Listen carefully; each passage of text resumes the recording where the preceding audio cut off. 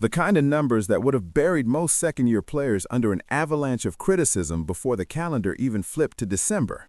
But Bronny wasn't most players. He was the son of LeBron James, which meant every bad stretch felt 10 times louder, and every small victory had to be 10 times larger just to register. Then came Milwaukee. The Los Angeles Lakers were on the road against the Milwaukee Bucks on November 15, 2025. Playing the second night of a back-to-back, the Lakers were already short-handed due to injuries, which meant opportunity came knocking for Bronny James in the most unexpected way. He earned his first start of the 2025-26 season that night, stepping into a lineup that also featured Luka Doncic and Austin Reeves, two of the most offensively skilled players in the entire league. This was not a soft landing. This was being thrown into the deep end with sharks. The Lakers ended up winning the game, a dominant performance by the team overall. Luka Doncic dropped 41 points, Austin Reeves added 25, even Giannis Antetokounmpo, doing everything he could on the other side, finished with 32 for the Bucks. By every measure, it was a great Lakers night. But none of that is what anyone was talking about 48 hours later. What they were talking about was a viral sideline clip, a moment where Bronny James passed up not one, but two wide-open three-point attempts, shots that Luka Doncic had created for him with his gravity and playmaking, and instead hesitated. He passed or drove when the shot was right there, and JJ Redick saw it, and JJ Redick was not having it. For the first time this season, LeBron James played both games of a back-to-back, and he dropped 31 points, 9 rebounds, and 10 assists in the win over the Atlanta Hawks. And JJ Redick, in his post-game interview, went off on people that go on TV and hate on LeBron. Now, that clip is from a different game, but it tells you everything you need to know about the kind of emotional, unfiltered coach JJ Redick is. The man does not hide what he feels. He never has. And in Milwaukee, on November 15th, what he felt was frustration, pure, undiluted frustration aimed directly at Bronny James. Redick erupted on the sideline, yelling directly at his young guard, "Bronny, you gotta shoot the ball." The outburst was brief, it was intense, and it was caught entirely on camera. The audio was crystal clear. There was no ambiguity about what was said or who it was aimed at. Within 48 hours, the clip had spread to every corner of NBA Twitter and YouTube.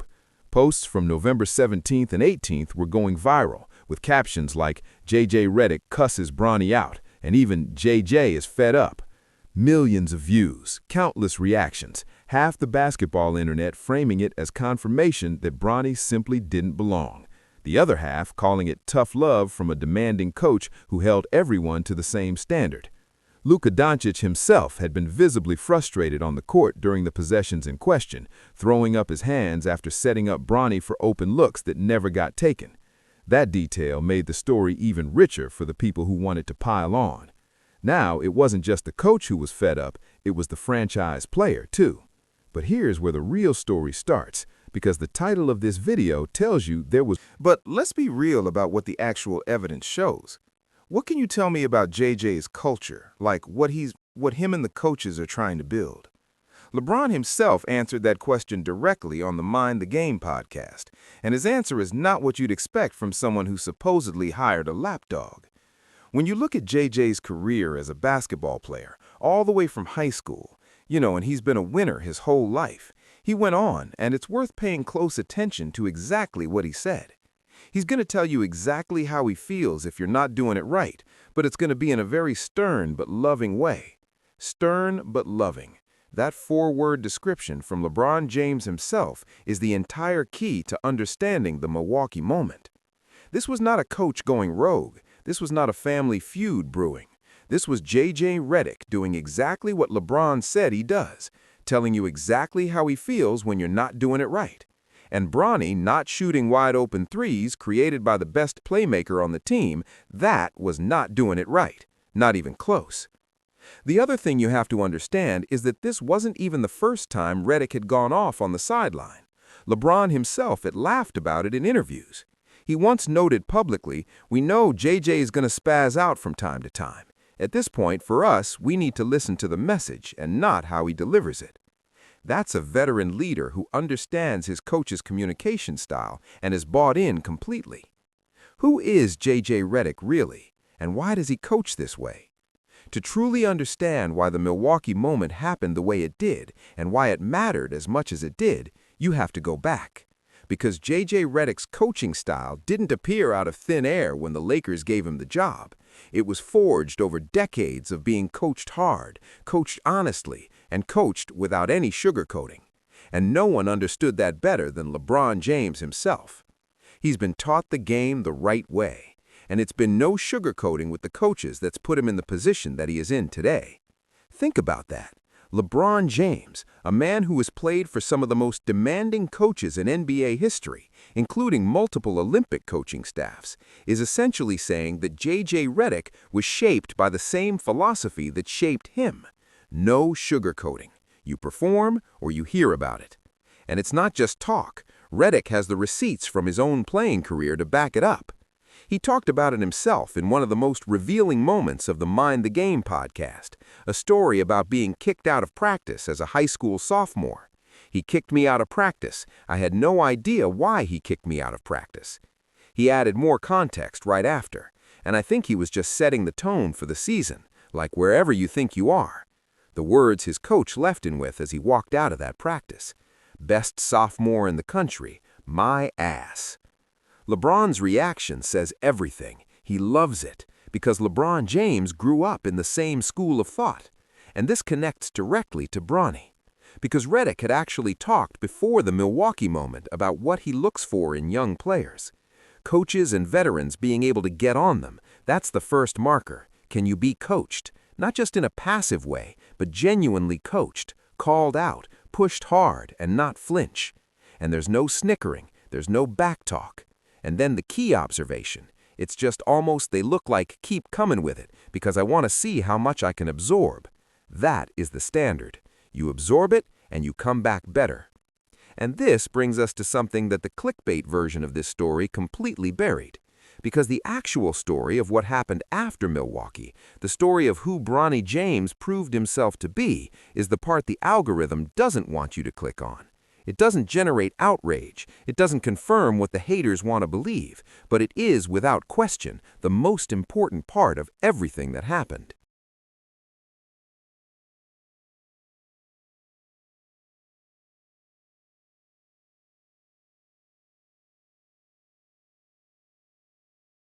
The reality is, development in the NBA has never been a straight line, and it definitely isn't one when you carry a name like Bronny James.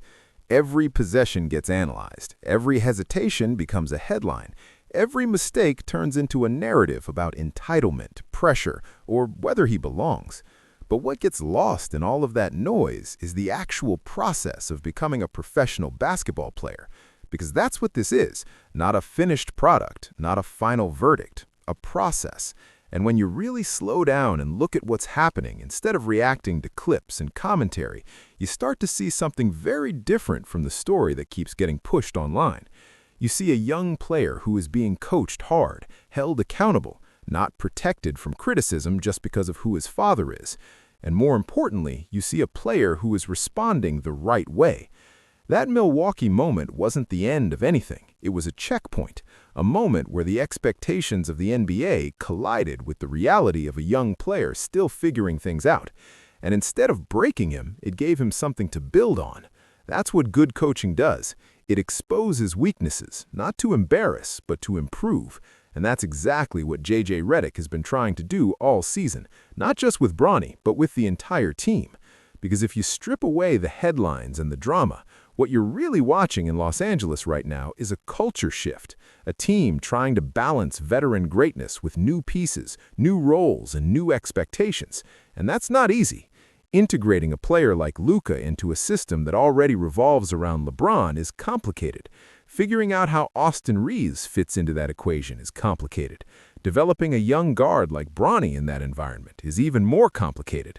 There are going to be moments of frustration. There are going to be sideline outbursts. There are going to be games where things don't look right. That's part of the process. But what matters is how those moments are handled internally. And everything we've seen suggests that inside that locker room, the approach is consistent. Accountability first, development second, ego last. And that starts at the top. LeBron's willingness to adapt his game at this stage of his career is not something that gets talked about enough. It's easy to focus on the numbers, the longevity, the highlights, but the real story is how he's changed the way he plays to make things work. He's not dominating the ball every possession like he did in his prime. He's moving off the ball more, picking his spots, letting others create. That's not just physical adjustment, that's mental evolution.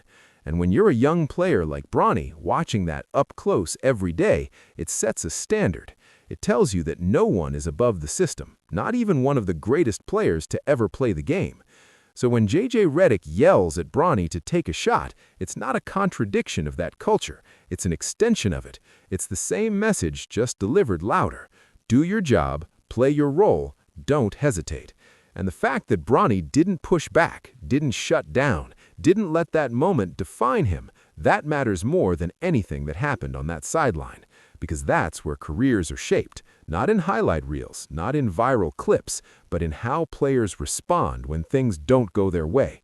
And if you look at the bigger picture, Bronny's response has been exactly what coaches look for. He didn't go into hiding. He didn't start forcing shots to prove a point. He went to the G League, played his game, and worked on the exact things he was being criticized for. That's growth. It's not flashy, it doesn't trend, but it's real. And it's also something that gets overlooked because it doesn't fit neatly into the narratives people want to push. It's not dramatic enough for the "he doesn't belong" crowd. It's not dominant enough for the "he's the next big thing" crowd. It's just progress. And progress is uncomfortable to watch in real time because it comes with inconsistency. Good games followed by quiet ones, moments of confidence followed by hesitation. But that's what development looks like. Even the best players in the league went through it. The difference is they didn't have cameras dissecting every single possession when they were doing it. They had time to figure things out away from the spotlight. Bronny doesn't have that luxury.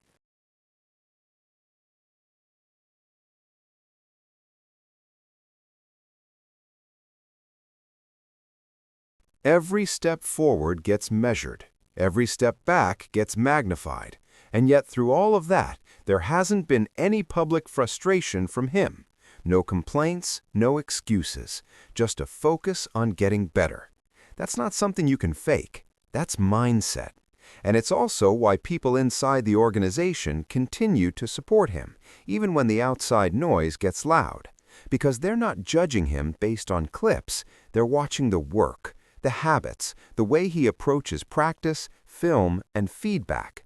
Those are the things that determine whether a player sticks in the league, not whether they hesitated on an open three in November. And this is where the conversation needs to shift, if we're being honest. Because the question shouldn't be, does Bronny belong right now? It should be, is he developing in a way that gives him a chance to belong in the future? Those are two very different questions. One is about immediate performance. The other is about trajectory. And when you look at his trajectory, there are clear signs of improvement. Better decision-making, more confidence attacking the basket, more willingness to take shots when they're there, defensive effort that translates regardless of scoring. Those are building blocks. They don't guarantee success, but they give you something to work with. And in a league where opportunity is everything, having those building blocks while learning in an environment like this is valuable. Because let's not forget, he's not developing in isolation. He's learning alongside elite players, seeing how they prepare, how they adjust, how they handle pressure. That kind of exposure accelerates growth if the player is willing to absorb it. And based on everything we've seen, Bronny is. Which brings us back to the bigger picture. The Milwaukee moment wasn't a scandal. It wasn't a sign of dysfunction. It was a glimpse into how this team operates. Direct communication, immediate accountability, no sugarcoating, and most importantly, a focus on improvement rather than perception. That's not something you see in every organization. In fact, a lot of teams avoid those moments because they don't want the optics. They don't want clips of coaches yelling at players going viral. They don't want to deal with the media fallout.